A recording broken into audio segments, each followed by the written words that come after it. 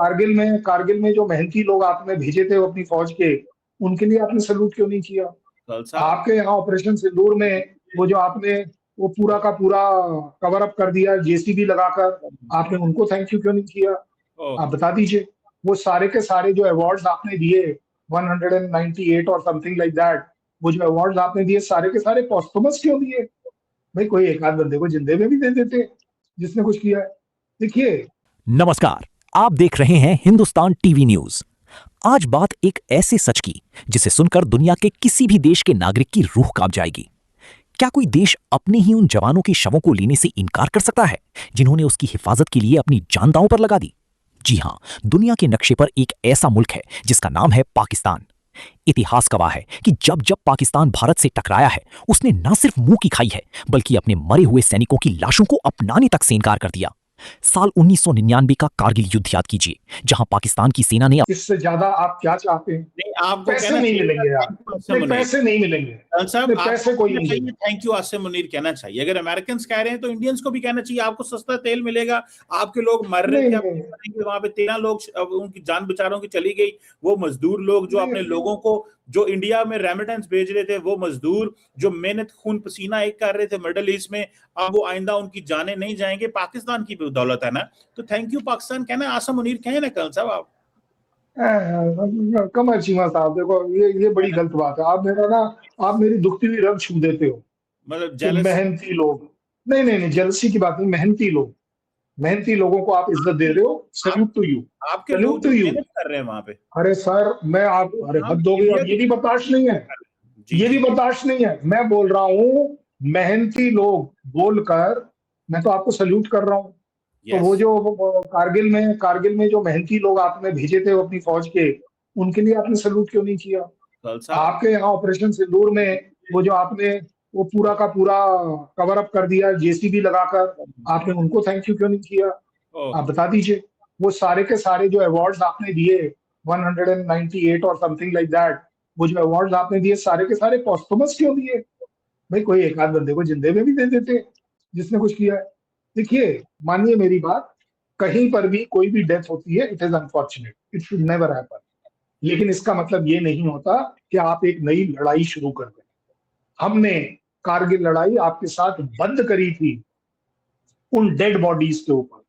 हमने ऑपरेशन सिंदूर रोका था उन डेड बॉडीज के ऊपर कि चलिए आपको एग्रीएबल है, आपका रिक्वेस्ट है, मान लेनी चाहिए, ह्यूमैनिटेरियन। कमर चीमा, इतना हेटरेट अपने अंदर मत लाओ कि वो हेट आपको खा कल जाए। ऐसा साहब मेरा सोच है। अपनी आवाम को गलत मत ले जाओ। मैंने तो सिर्फ इतना कहा है कि थैंक यू आसिम मुनीर कह दें, आपके लोग वहां पे सुकून से काम कर। आसिम मुनीर क्यों? यही तो प्रॉब्लम है आपकी। आपके यहाँ सिर्फ आपका एजेंडा आसिम मुनीर, आसिम मुनीर, आसिम मुनीर। मेरा agenda should be Pakistan, Pakistan, Pakistan. Asim Munir और and that is what I am trying to tell you, that is what I am trying to tell you कि मेरे ऑफिशियल स्पोक्समैन ने कहा कि we welcome this attempt by Pakistan. Why are you wanting Asim Munir? Why? नौकरी वहां है आपकी, दाल पानी आपका वहां चल रहा है। अदा कर देते, आपके लोगों की आप जाने नहीं जाएंगे, लोग बिजनेस करेंगे, सस्ता तेल आपको मिलेगा। नहीं शुक्रिया अदा करना चाहते, कोई बात भाई सस्ता तेल मेरे यहाँ पहले भी था और है। मेरे यहाँ टोटल मिलाकर 11.5 रुपए बढ़ा है तेल। चॉइस इज योर्स कल साहब, मैं अफोर्ड कर सकता हूँ, मैं अफोर्ड कर सकता हूँ, लेकिन मैं फिर भी चाहूंगा कि मेरा पेट्रोल वापस से 90 के नीचे आए। कल साहब आप हैं रॉ के पेड, आप तो अफोर्ड कर सकते हैं, बाकी आवाम नहीं पेड कर सकते। तो वो तो नहीं ना बेचारे रॉ किसी को पे नहीं करती भाई। अच्छा फ्री में रॉ काम कभी किसी को पे नहीं करती। आपको आपकी इंटेलिजेंस गलत हो रही है यार, आप फ्री में काम करते हैं रॉ के नाम पे। तो मैं बता तो रहा हूँ ना। ये आपको लेटेस्ट, अभी जब आप वो फोन पे बात कर रहे थे तो ये लेटेस्ट आया है आपके पास। रॉ डजंट पे by the way, because raw knows it. Raw को पता है, रॉ को पता है कि कौन देश के बारे में सही बात करेगा, चाहे वो देश पाकिस्तान ही सही। मैं आज भी बोल रहा हूं कि हम पाकिस्तान के बारे में अभी भी अच्छी बात बोल रहे हैं कि हमारे एक्सटर्नल अफेयर स्पोक्समैन का ऑफिशियल स्टैंड है कि we welcome this peace initiative attempt by Pakistan. Asim Munir के लिए आप करते रहिए काम, हमारे को नहीं करना। क्योंकि वो आसिम मुनीर आपका था ना है ना रहेगा, और थोड़े दिन रुक लीजिए, देख लीजिएगा कहाँ सेटल होता है, जी ठीक है। देख लीजिएगा कहाँ सेटल होता है। कैसे उसका आप बेटा कहते हैं? यूएस सिटीजन बन गया ना। वो ये तो कल साहब उसके बेटे आपको पता ही नहीं है किधर है, किसी को भी नहीं पता किधर होते हैं, क्या करते हैं। लेकिन मेरी इतला के मुताबिक शायद उनके बेटे भी नहीं है कोई, उनकी बेटियां हैं। But I don't know, I don't have any information.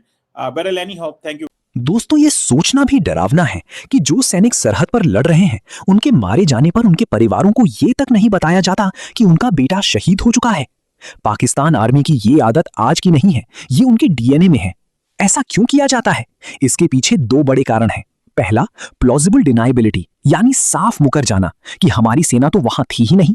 और दूसरा, अपनी जनता के सामने अजेय, इनविंसिबल दिखने का झूठा प्रोपेगेंडा। आइए सिलसिलेवार तरीके से इनके इतिहास पर नजर डालते हैं।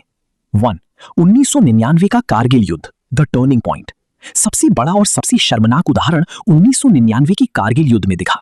पाकिस्तान ने अपनी नॉर्दर्न लाइट इन्फेंट्री के जवानों को मुजाहिदीन और कश्मीरी उग्रवादी बताकर पहाड़ों पर मरने के लिए भेज दिया। जब भारतीय सेना ने उनके बंकरों को वापस जीता तो वहां से पाकिस्तानी सेना के आईडी कार्ड, उनके राशन कार्ड और उनकी वर्दी बरामद हुई। भारत ने बाकायदा पाकिस्तान के सैन्य अधिकारियों को फोन किया कि आओ और अपने जवानों की शव ले जाओ, लेकिन